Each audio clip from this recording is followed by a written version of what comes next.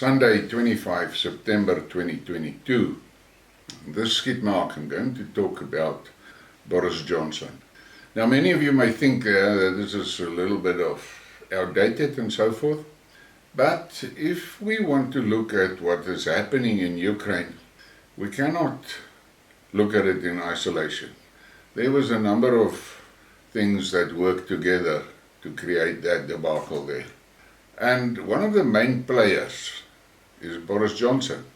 He was the guy that torpedoed the initial peace talks that happened in Turkey, and he was very proud of his achievement. But it is necessary for us to take into consideration one of the key aspects of the Ukraine fiasco lies in the fact that it has all along been the plan from America and NATO to put the Ukraine in a position so that they can leverage Russia. And if I say leverage, it's actually a euphemism. The reality is America has always had the plan to destroy Russia, because for America to stay the apex terrorist of the world, there must not be anybody, any country that could actually oppose it. And Russia's nuclear arms and Russia's military, and most of all Russia's leader, Vladimir Putin, was a great threat for this dream of global control of America. And since the Cold War, and America declared themselves the winners of the Cold War, and Russia just kept quiet and didn't say a word about it and took the pain and punishment. But the Americans, in their arrogance, they were bragging about the fact that they won the Cold War. And immediately after that, the first things they did is they sent their vultures into Russia, and under Yeltsin, Russia was really stripped and raped by American and Western globalist companies. And the people in Russia, they suffered. And then came Putin, and things changed. And Putin was intelligent, and for him, Russia was everything. So during the Putin reign, the Americans started making their plans of how to get into Russia again and how to dismantle Russia and break it up into a few regions. And these regions would never be able to oppose America. But they misjudged themselves with Putin. Not only did Putin build up the Russian economy and society, and he also made sure that Russia retained the ability to protect Russia itself. Now, the Americans are involved in wars all over the globe. We all know that, and I'm not going to discuss that in detail. Whereas the Russians are not in that game. They are here and there with a little adventure, but nothing serious. The only serious point at this moment is in Syria. And I foresee trouble for America in Syria. The Russians saw what NATO and America did to Libya and to Iraq and to Afghanistan. And there was no way that they are going to allow that to happen to Russia. And in the recent times, there's a lot of development now. You can see relationships between Russia and Iran, the Middle East, and China, Vietnam. All of those countries are gravitating towards the Russian view. And the Russians are clear about it. They're not interested in a monopolar world. They want a multipolar world in which all countries can freely trade with one another and coexist without interference in domestic issues. And that is important. Now, Bojo the Clown played a major role in fucking things up in the Ukraine. As I said, he screwed that first round of peace talks, and apparently the Kremlin was positive that those peace talks would bring the end result, because on that table was only the things that was contained in the Minsk agreements. Self-determination for the Donbass, Crimea acknowledged as part of Russia, and Ukraine must not ever join NATO. And that was it. But that fucking Englishman took his instructions from those newcons in the shithouse and torpedoed those things. And what you must take note of, if you're an intelligent person, and a person that thinks, and are willing to look and listen, ask yourself one thing. Where was the diplomacy? Where? All you heard was weapons, weapons, weapons, weapons, weapons. Money, money, money, weapons, weapons, weapons. That is all the collective West was talking about. And in the meantime, the rest of the world was watching that shit and seeing what was happening there.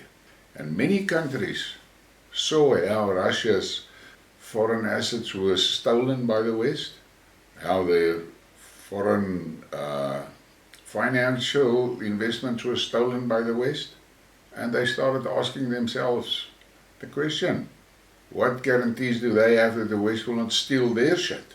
And slowly but surely, they started adjusting.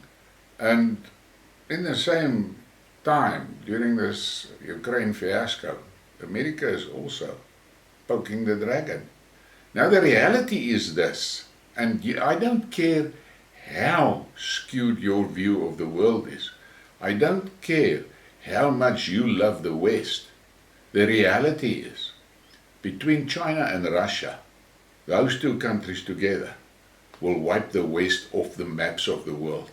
And that's the truth. But we are looking now and we're seeing in Europe, there's big shit coming for the Europeans. Their economies are collapsing. Their societies are collapsing. For fuck's sakes, collecting firewood for the winter is now a big thing, as if we're in the Stone Age. But let's come back to Bojo, the clown. Listen to this. British taxpayers, do you really absolutely vital?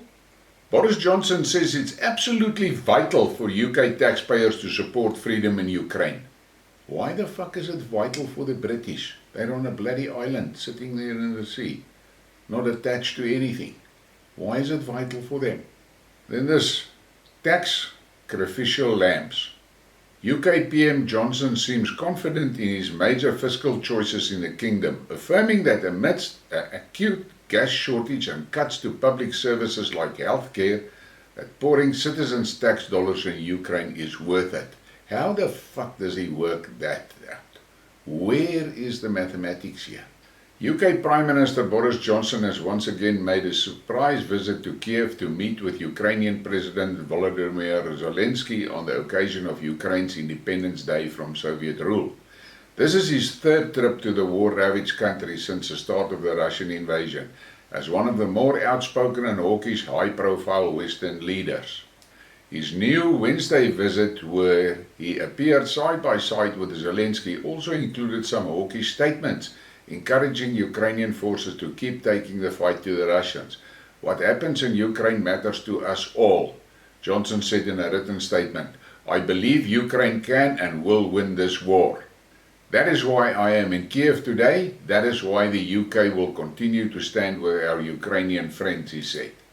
And he came bearing gifts in the form of more military aid, further on the same day that Washington announced its own new $3 billion arms and training package, including training of Ukrainian forces for years to come. Now, if you listen to that and you think about it, I cannot see the logic and I cannot understand how Britain can afford to pour so much money into the Ukraine. Boris Johnson arrives in Kiev for the third time, this time bearing gifts. Well, I cannot show my disgust more than say, what the heck is going on? And then there's a response to all of this shit. What happens in Ukraine matters to you and your money laundering globalist friends. That's why you are in Kiev today. That's why you'll continue to pour money in Ukraine. I believe you want to keep this war going as long as possible. And that is real and the truth, and this guy will never be answered and never be given airtime by MSF. Johnson's language stating that it matters to us all echoes similar statements of Western officials who've called on their populations to make sacrifices. For example, EU Foreign Policy Chief Joseph Borrell told the AFP this week that Putin sees the wariness of the Europeans and the reluctance of their citizens to bear the consequences of support for the Ukraine. Borrell then stressed, we will have to endure, spread the cost within the EU. And this EU leadership are dead set on destroying Europe. Now, this is a fairly long one, and I'm not going to read all of it. You'll be cold in the winter because they need it more. And there's that poster that was appearing in Britain. You'll be cold in the winter because they need more on a Ukrainian flag. Guys, I don't understand what the fuck is going on in Europe, and I don't understand why the population are taking this shit. The poster bearing those words appeared on the street, supposedly in London. It evidently expresses the ironic view that millions of Englishmen will not be able to heat their homes this winter, yet at the same time their government is sending billions of dollars in support to Ukraine. And I can tell you this, Europe is cruising for a bruising, and England is going with it in a slipstream. Then we have this guy questioning, is Boris Johnson right to say we must endure a fuel bill pain? The Prime Minister was in Ukraine yesterday. He told a press conference that high energy bills are the price the West must pay to ensure Ukraine's independence. Is he right? And nobody will answer him. And I want to say this. I had to put this in my Skidmarks so that there is some form of reference to why we are where we are. And on this Sunday morning, the reality is Europe is in deep shit. UK is in deep shit. And the USA vultures are circling. I see that there is already European industries that are moving activities towards America because there's no energy in Europe. Now, all I want to say to you guys looking at this, just understand one thing. The USA does what it is best for the USA. And Europe is going to be stripped bare. The Americans has neglected their own country tremendously. And they've always been very sort of jealous of the German industry. And now, with this fuck up in Europe on the energy, which the Americans pushed the Europeans to do, and those stupid idiots in Brussels just fell into line and did what their American masters in the shithouse told them to do. Now Europe is fucked. Many of those industries are now gravitating into the US, which suits the US well, because they are getting the growth, they are getting the potential for more trade with the world, and America is not in the energy crisis that Europe is. And now the Europeans are going to wither away and speed into the Stone Age, and the Americans are sitting in the shithouse laughing at them. And on that, please like, subscribe, and share the thing. Thank you.